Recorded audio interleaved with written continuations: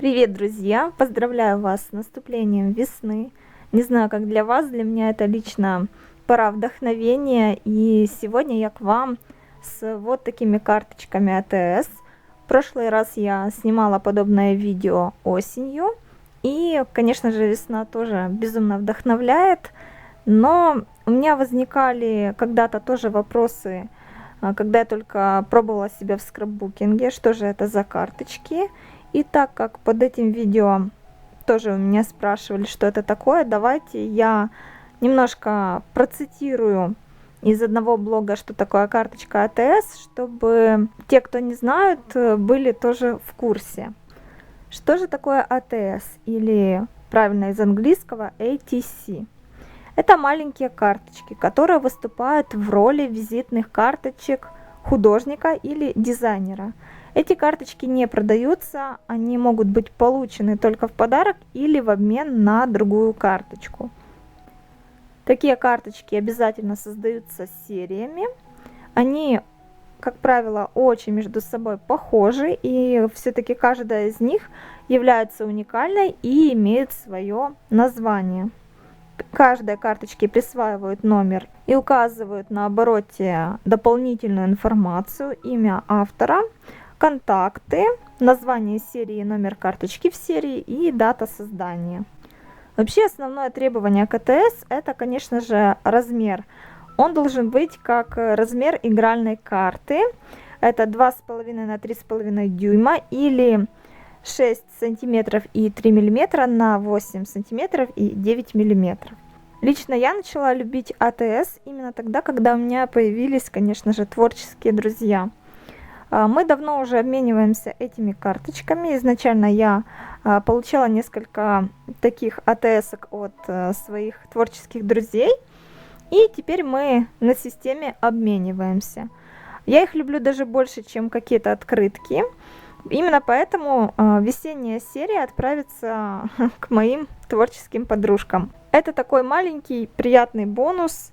Напомнить о том, что тебе человек дорог. И я думаю, что любая рукодельница, любая мастерица будет в восторге от такой миниатюрки. К созданию АТС я всегда отношусь достаточно серьезно, просто потому что это как лицо мастера, да, это ваша визитка.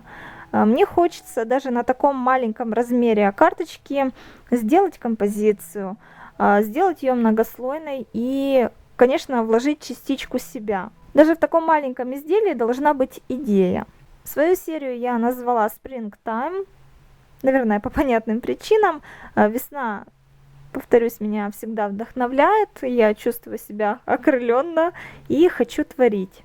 Для этой серии я использовала коллекцию бумаги от Prima Marketing. Это розовый кварц.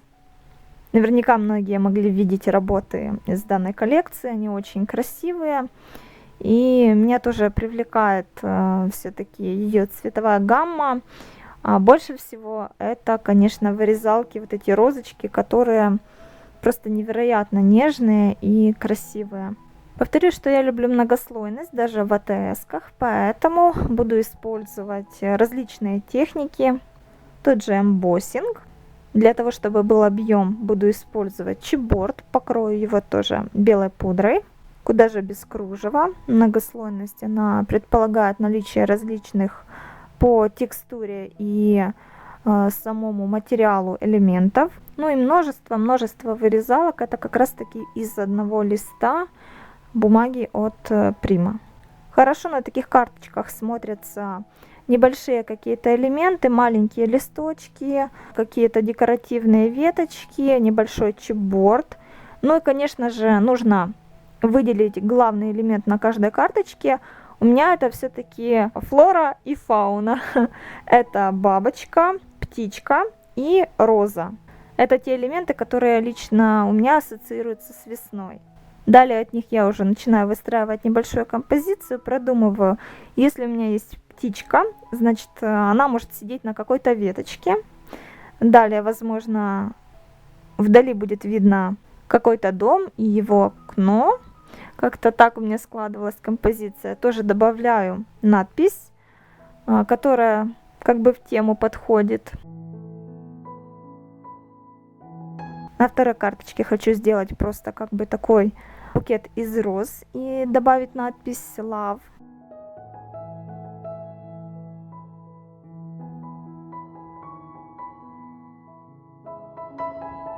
И третья карточка будет с красивой бабочкой, тоже сделаю многослойность и буду в качестве основы использовать вот такой ажурный чипборд.